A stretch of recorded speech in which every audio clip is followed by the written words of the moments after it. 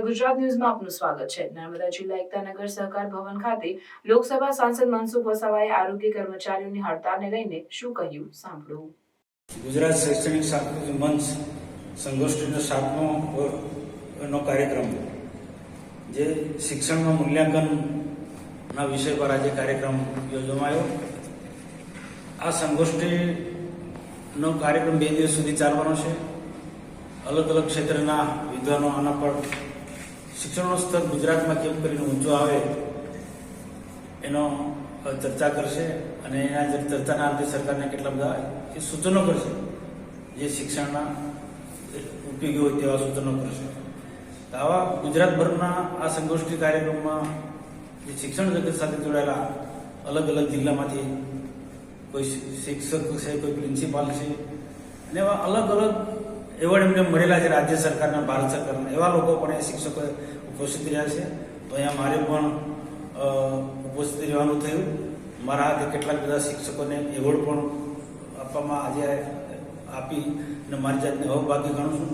મારા બધાનો એક ઉદ્દેશ્ય એક જ છે, મારો પણ અને આ બધાનો, કે દેશના પ્રધાનમંત્રી નરેન્દ્ર મોદી સાહેબ સમગ્ર ભારત વર્ષને એક સમૃદ્ધ ભારત બનવા માંગે છે, મજબૂત ભારત બનવા માંગે છે, આત્મનિર્ભર ભારત બનવા માંગે છે। તો એમાં ગુજરાત પણ પાછું ના રહે અને તેમાં ખાસ કરીને ઇન્ટિરિયર જે ગામો જે છે, અંદરના જે ગામો છે, ડુંગરના જે ગામો છે, આદિવાસી વિસ્તાર છે, પછાત જે તાલુકાના જે ગામો છે, એને પણ શિક્ષણથી વંચિત ના રહે છે, એના માટે જ્યારે એમનો ખૂબ જ પ્રયાસો રહ્યા છે અને શાળા પરિષદો અને કન્યાકેળવી મહોત્સવનો કાર્યક્રમ એમને આ ડેડિયાપાડા નર્મદા જિલ્લામાંથી પ્રારંભ કર્યો હતો। તો એ ગુજરાતનું જે શિક્ષણનો જે ઉપર ઉઠાવવાનો જે અભિગમ છે અહીંયાથી શરૂઆત થઈ હતી, તો નિરંતર અમે ચાલુ રાખ્યું છે અને આ સંગોષ્ઠીનો કાર્યક્રમ એમાં ગુજરાતનું શિક્ષણને ઊંચું લાવવામાં ખૂબ ઉપયોગી નીવડવાનું છે। અને શિક્ષણ જગત સાથે જોડાયેલા ઘણા બધા મહાનુભાવો ઉપસ્થિત છે અને અહીંયા આ કાર્યક્રમમાં ઉપસ્થિત રહી અને મારી જાતને પણ હું ભાગ્યશાળી માનું છું।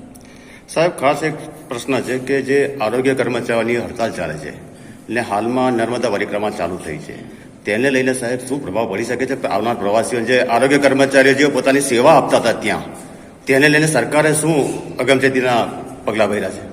જો રાજ્યમાં દરેક ક્ષેત્રની અંદર મેં જે વાત કરી તે પ્રકારે શિક્ષણ જગત સાથે જોડાયેલા શિક્ષકો પણ રાષ્ટ્રના નિર્માણમાં તેઓ કાર્ય કરી રહ્યા છે।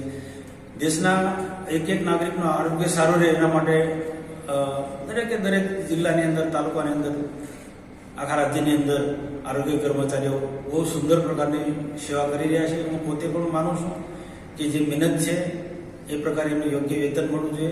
એમના કેટલાક જે પ્રશ્નો છે સરકારે સાંભળવા જોઈએ, પણ સરકારની પણ કેટલીક એવી પોલિસી છે જે પોલિસીમાં બંધબેસતું જે પણ હશે, એમની માંગણી હશે, એ ચોક્કસ સરકાર સંતોષશે। ગુજરાતના આદરણીય મુખ્યમંત્રી ભૂપેન્દ્ર પટેલ સાહેબ ખૂબ લાગણીશીલ અને પ્રજાના પ્રશ્નો અને સમજીને એનો ઉકેલની દિશામાં આગળ એ હંમેશા વધી રહ્યા છે। તો આમાં પણ તેઓ ખૂબ ઝડપથી નિર્ણય લાવશે અને આરોગ્ય કર્મચારીઓને પણ મારી એક અપીલ છે કે આપ ખૂબ સુંદર પ્રકારની સેવા કરો છો, જનતાની સેવા કરો છો, દેશનું આરોગ્ય સ્વાસ્થ્ય સારું રહે એના માટે સતત આપણા પ્રયત્નો છે। તો ક્યાંક આપણે બાંધછોડ કરીને રાષ્ટ્રના હિતમાં એવું નથી કીધું કે તમારું શોષણ નહીં થવું જોઈએ। તમારા જે પ્રશ્નો છે, વ્યાજબી પ્રશ્નો, એ યોગ્ય દિશામાં મૂકી અને તમારી જે સેવા છે, કારણ કે આરોગ્ય કર્મચારીઓ બિલકુલ હડતાલ પર જતા રહેશે, કોઈ કામ ના કરશે તો દેશને ને રાજ્યને અને આપણા વિસ્તારને ખૂબ મોટું નુકસાન છે। તો હડતાલની સાથે રહીને પણ આપણી સેવા નિરંતર ચાલુ રાખો એવી મારી અપેક્ષા છે। સમાચારોની અવનવી અપડેટ્સ માટે જોતા રહો સેક્યુલર ગુજરાત ન્યૂઝ। સાથે સેક્યુલર ગુજરાત ન્યૂઝ ચેનલને લાઇક, શેર અને સબસ્ક્રાઇબ કરો અને બેલ આઇકોન દબાવીને સમાચારોની ઝડપી માહિતી મેળવો।